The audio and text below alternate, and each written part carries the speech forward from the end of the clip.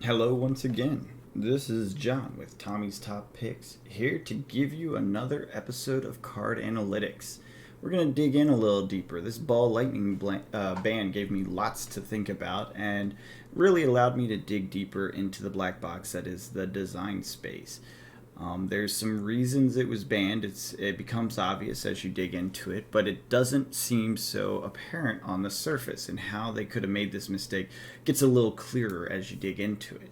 Now, I don't think the ball lightning ban was a mistake. I think the ball lightning card was too powerful, and they did try to knock it down a notch. There's no doubt that the way it's designed, they try to take into account all its value and reduce its power.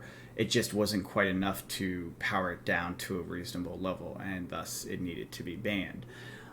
This game is incredibly balanced and complex, and everything I say here is not in any way a knock on the game. This game is amazing, and the fact that it is so durable in all the different directions, despite the tweaks here or there, or the overpowers here or there, is a real testament to the design of the system as a whole. It's very robust. It holds up very, very well to these slightly overpowered cards or slight design decisions in specific directions. So I really do like the way this system works. It's pretty self-correcting. It's pretty self-balancing. And we talked about a lot of this in the previous video. So let's go ahead and dig into this episode, which essentially is when cards have more value than the sum of their parts. That's essentially the thesis here. And ball lightning is a perfect example of it. So let's go ahead and jump up to one real quick. So if you look at this card, it seems like it shouldn't be so overpowered at all. So what does it have? And we're going back to the 8-point card system. It holds up. There's some variance there, and I'm starting to dig in and understand some of the deeper levels of value that need to be taken into consideration. It's actually leading into stuff relating to actions versus attack actions, and even some equipment value. Haven't fully gotten those systems defined, but I have some new tools for evaluating cards that we'll go over during this episode. So the first thing, let's talk about this one. 8-point system, this is clearly underpowered by that value system, right? If you were to look at this and say, okay, it's a 3 attack value, right? 0 defense, so it's only 3 points so far. 1 pitch, now we're at 4 whole points. That's not a lot. Subtract 0, okay, 0 is good. But it doesn't add value, right? So we're at a 4 value out of what should be an 8 for an attack card. Okay, so this effect, whenever lightning or elemental action card would deal damage this combat chain, instead it deals that much +1. So that's, the damage is a +1, but you can see this is potentially more than once happening, so maybe it's a +2. So now we're at 5 or 6, and then go again is a 7. So this card, by its face value, should be underpowered, undervalued versus other attack cards that add up to a total of 8 value. And this is where I think it's very clear that LSS recognized the sum of these parts were more valuable than just the face surface value, and they down-powered it. I think this probably had a 1 defense or maybe 2 defense before, because that's what you typically see. And they realized that these synergies here within the card and within the design space were way too much, and so they knocked it down so it doesn't even defend. So there's a couple things that you got to look at. There's 3 categories that I think are key. First is synergy, so how this plays with other cards. I think all cards need to be evaluated on a synergy value, and if there's a high synergy or good interaction with the core of the functionality, for example, lightning, or something of that nature, design space, a talent of that nature, then it needs to get an extra point if you're thinking about it in an 8-point system. And then if you look at knock-on effects, and that is to say an impact on more cards than just one other card. I think when that comes into play, you need to give it additional point as well. And then the final one, and this is new, and we'll dig in a little bit more in a second on this one, non-conditional go-agains.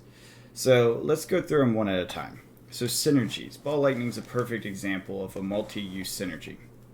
It is a lightning card, so it can be used to fuse other things while also being an attack card, while also being a very viable attack card because of the zero cost. So if you recall in our last episode, we discussed how zero cost essentially gives additional value. The synergy of this is that it's a lightning card, so it's going to have other play impact that will power up other cards in your hand at a given time. So its value in your hand is additional value. And then the knock-on effects is in this lightning elemental action card getting an additional +1, any of them, in the combat chain, right? Now, it is limited to combat chain, so I think some people play this wrong. They assume combat chain means the whole turn. That is not true. If you use an action between this and another attack, it doesn't get this +1. That is literally how the rules work. An action will close a combat chain, causing a new one to open at the next attack. And what ends up happening is this +1 doesn't carry through the whole turn. But that said, if you sequence correctly, this can easily affect multiple attacks, especially with a Lightning Briar or someone that is very likely to use this in a chain. And the reason that is because the zero cost red pitch, sort of attack go mentality all fit together, and it is Lightning's theme. Lightning is built around this concept of low cost mini small attacks, so it's likely to have this synergistic effect on more than one card. This knock-on effect on more than one card, so it qualifies for what I would call the additional point there. Now the third one is a tricky one, and this took me some back and forth to kind of get here. But go again on an attack that has no condition on it, that is an extremely powerful thing. And I want to dig into that a little bit, but let's just immediately call it a +2, whereas historically Go Again was just a +1.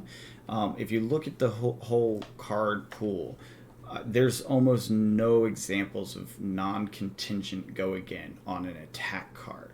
Non-attacks, yes, but on an attack card. That is a very important factor, and it adds additional value. So I think these three things we discussed are kind of like the zero cost, where zero cost means you don't have to pitch a card, therefore it's like having a draw happen, except you know what's actually going to be drawn. Instead of it being random off the top, you actually just have it in your hand still, right? So this counts in my mind as an additional +1 value. I think this synergy effect of the lightning action being able to fuse into other cards is maybe a +1. If we wanted to get it and break it down by like half points, maybe it's a half point more value. That's possible. Knock-on effects that are probable are at least a 1 value, but they could be a half value if the knock-on effect, and we'll look at a few other cards in a second, if the knock-on effect is not likely to happen or hard to get to happen on multiple cards, like it has to be a perfect setup for it to trigger on multiple things, you can call those maybe half value knock-on effects instead of a full point. And then non-conditional Go Again. Again, I think that's more than just the one we were giving Go Again before. So let's count it up now as our system of value and what we would value this card at. And if you look at it, so you got 3 and 4. I call this 5 for the 1 damage, but then 6 for the knock-on effect, 7, 8 for the Go Again with no contingency. Call it 0.5 for lightning, right? So 8.5. And then an additional +1 because this is like draws. So now it's 9.5 points of value for Ball Lightning. That's an extremely powerful card. That's up there with Command and Conquer and some of the most powerful cards in the game. And this one does it in a way that's so compactly viable with what it's trying to do, because it's a very limited use scenario, because it's a lightning card. You have to be a lightning hero. You want to use it with other lightning synergy cards. So it's designed so tightly in that space that it becomes a staple instantly, and it's a powerhouse of a staple the way these cards end up working together. All right, so let's go ahead and go back and go through some of the other circumstances that you see these synergies, knock-on effects, and non-conditional go-agains. So we're here on the Teclo Tool, teclolabs.com tool, which ranks the cards by power. These are the rank cards for competitive decks and how often they're used. You can see the number of decks they're used in competitive decks, and the score is something that's an internal calculation based on that, so it's weighted somehow. Um, you can start seeing right away that they have a lot of things in common. A lot of them are zero cost. A lot of them are breakpoint attacks, right? So they go 4 or above, right? And then a lot of them have additional value within the text. So all of them add up to more than 8 points if you consider all of the factors, including 0 being a +1 and things of that nature. If you don't, they don't all add up to higher than that. They, like ball lightning, for example, looks a lot lower at face value. But when you take all those factors that we talked about into consideration, they clearly come out as higher value. So one of the things you can look at is the synergies that we were talking about. So obviously the lightning cards have built-in fuse synergies, right? But the hidden synergies are the ones that don't appear there obviously, like the fuse and talent base, but are actually somewhat of an unstated, unrealized thing that ties into equipment. And this is where we can start to evaluate equipment and hero powers as important. So for these zero costs, I would say the zero cost itself is the synergy, right? The idea that you don't have to pitch, giving it an additional go again attack sort of capability. Not a go again, obviously, but having more cards in hand to activate. That is a type of synergy that is key to aggro, right? And aggro decks typically get some sort of benefit off of doing that. Now, obviously, you can't say Runeblade specifically because we're looking at just actions, but the idea of being able to do an attack, we're looking at just attacks, but the idea of being able to do an attack and do an action, there's zero cost actions too, giving you your Runeblade bonus, whatever it is why these are structured this way. And Runeblades have clearly been top of meta for a long time, and so that's one of the reasons these are top cards. But you have other cards in here that are used by, your Katsus of the world, right? These zero cost snatch, plunder runs, etc.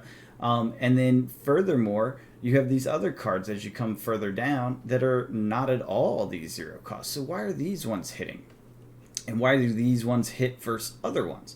Well, if you look at them, they end up having these special effects, which count as knock-on effects. We'll dig a bit into that in a second.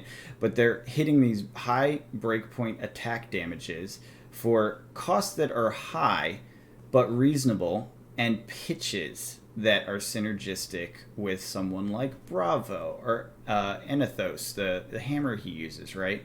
It allows you to use those valuably. And this one for Bravo's power as well. So you can start to see this pattern that you have a chunk of cards that are the zero cost synergy sort of thing. You have a few exceptions. Nourishing Emptiness and Command and Conquer both are super valuable if you look at what they do, because this +1 intelligence giving an additional card next turn is a huge value. And then you have these other ones that fit very nicely with your weapon and equipment combinations of a Bravo, which is, I would say, pretty clearly a second, number 2 in the powerhouses of decks. And then you start getting into some supporting cards.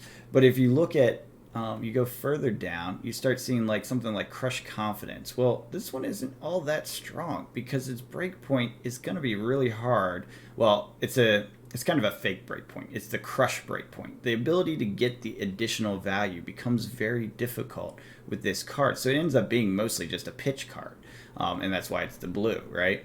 So you think about that as the way the synergies work, and you start to see these ones all have some level of synergy with a deck theme idea, right? And there's nothing wrong with that. It's just how they affect it becomes part of that sum that is more than the parts, right? It becomes that value that's beyond what's just the idea you're looking at face value. So let's dig into some of these knock-on effects. Draw a card, that's not a knock-on effect. So this one doesn't have it. They don't all have it, right? It only affects the one thing. Gains go again, right? +2 or draw a card. Again, no real serious knock-on effect. Now you could argue that the somewhat knock-on effect is that in decks that run a lot of these zero costs, drawing a card is equivalent to more swings on the turn. And that is typically true and historically true. You don't see it in many of these cards, but you do see it in things like Ball Lightning, which is now banned. There was another set down here. So these these crushes all are, well, not all, but for the most part, are high knock-on effect values. So they have their expenses and everything balanced out pretty nicely. But the reason these are up here is because the knock-on effect it ends up doing things that are very harmful to the opponent more than just once. Can't gain go again their entire next turn, right? That's a multi-impact sort of capability if you look at it, right? Can't draw cards during their next action phase. The multi-impact capability on someone that's playing aggro. So these are cards. These hit these ranks because their values add up and they have similar things. They don't get to 0, but their crush effects end up being so detrimental that they're a multi-card sort of power. So you start viewing this text as more than just a +1. It's more like a +2. And then the other thing to look for is non-conditional go-agains. Well, guess what? Ball Lightning, Ravenous Rabble, and that's it. I believe there are no others. In fact, I'm pretty sure I pulled this up. So there's not many on this page. I actually pulled them up to look for. And here's all the attack actions with go again. And you'll note it's all conditional. 6 or more is banished. Lightning fusion, if it was fused. If you get rid of a card. From Arsenal, which is a setup turn, so that's a whole turn of time.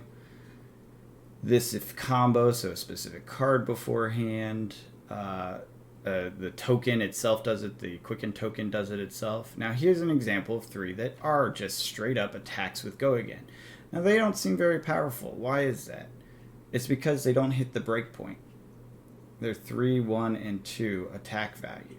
And they're useful, especially in their combo format.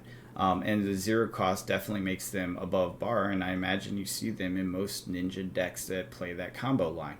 And same with leg tap. It's the same thing, except it costs 1, slightly lower on the... oh, this is just alphabetical, so this is just a slightly different view. Now, this one does have a breakpoint hitting at 4, but there really are not that many that are non-conditional go again. Boosts are one example where it does happen. But the mechanics around boost are a whole nother layer. Oops, I need to go to page 1. There we go. Yeah, and your ball lightning's here. Everything else? Here's one. Brandish. I love this one. So why isn't Brandish super popular? And the reason why is it doesn't add up to the same value as every other card. It's 1 less. And this Brandish is actually a well-balanced card if you think about all the add-on effects that we look at. In fact, it may be a little too balanced. So 1 attack, I hate these little pop-ups. 1 attack, 2 defense, 3 pitch, so we're at 6, -1 for the cost, so we're at 5, +1 to your next attack, and now back up at 6, and then go again. Give it 2 points, 7, 8, right? If you call up, a non-conditional go again, it's 2 points like we discussed, then now it's a balanced card. It doesn't get used because there's so many other cards that have a stronger value for this kind of a strategy play, which is the 0 cost, giving it an extra plus point, right? Bitter Thorn, same thing. 5, 6, 7, -1, 6, 7 again, 8, 9. So Bitter Thorn should theoretically be a pretty powerful card if you take all the things into consideration. And there's not a full set of them, though. It's just the yellow ones. It's interesting. I don't think I've ever actually seen this card in person. Anyways, so moving on, you can start seeing, we already did this page, that they just aren't that many non-conditional go-again attacks. It's so few that they only come into play very infrequently outside of the main ones that everyone's familiar with. Now, Ravenous Rabble is kind of one of the exceptions. That's very obviously a 0 cost, go again, more power than meets the eye sort of situation. The downside to it is it forces you to play only red pitches to maximize its attack value. Otherwise, it knocks the attack value down. And that might be the balancing piece to it and why that's so infrequently used. So let's look down here. What else we have? Rune Flash. This is an interesting one. For each rune chant in place. So this can be cheap. This might actually be a key to the OTK Rune Blade strategies that you see with Visari. So it's a 5 + 3, 8, and then -3 is a 5. But you can get it to cost less if you can build up rune chants, right? and then you have the Go Again call it, either 10 or 7, depending on your rune chance situation. So less powerful, more powerful if you have rune chance. So it's not a conditional Go Again, but it's a conditional powerhouse. We'll put it that way. This one is a health-based conditional Go Again. I mean, it's pretty much just conditional Go Agains across the board. Sick'em Shot, you have to deal with archery stuff, which is always a little slow and difficult at this point. Surging Strike's solid. You see that one used a lot. Obviously, it's another one of the powerhouses. Conditional. These are non-conditional, but again, you have to deal with the steam counters and all the rest. And that's it. So, yeah. Go Again, non-conditional Go Again is rare, and I honestly think it's powerful when you see it. Similar to Zero Cost, I think it's a more powerful type of card. So we've looked at the synergies. We've looked at the knock-on effects where they exist, and there's only a few that have strong knock-on effects. Primarily in Bravo, honestly, he's the one that has Guardian. They're the ones that have the strong, kind of consistent knock-on effect capability.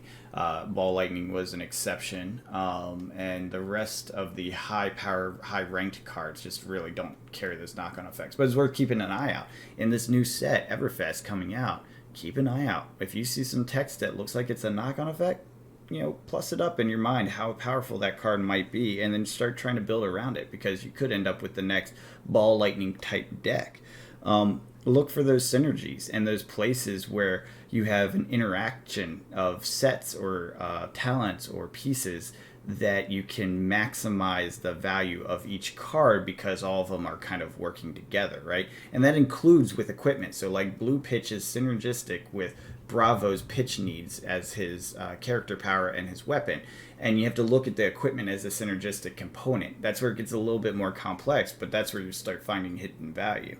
And then, of course, the non-conditional Go Again. If you see that and Zero Cost, those carry a lot of value just in and of themselves, because one, they're rare, and two, they just allow the chain to go on a lot longer.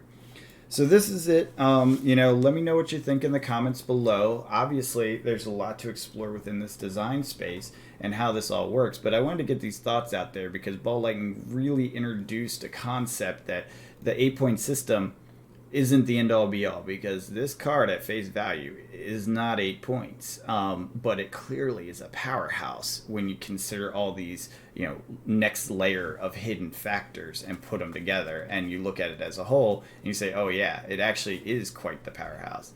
So yeah, leave a comment below. Let me know what you think, if I'm on the right track, if you have a different way of looking at it. I know the guys over at Team Covenant, they add up all the value on the per swing basis, so it's a hand versus hand situation. I think that's a great way to look at it. I want to do that in a hand versus hand, but do these card value combinations to sort of add up value beyond and above what they are counting in their value chains, and dig into it deeper. If there's an area you think I've gotten it wrong, or something that is super powerful that isn't being noticed, it's a great time to start looking at it. Everfest is just around the corner. The more we're aware of these kind of design space areas that are powerful, the better we'll be prepared to go into the Pro Quest a week after Everfest. So anyways, yeah, leave a comment below. I really hope you guys like this content. If you do subscribe, it helps us out. It costs you nothing. And we're going to be launching a Patreon soon, so there'll be a way for you to support us that way as well. And until next time, have a good one.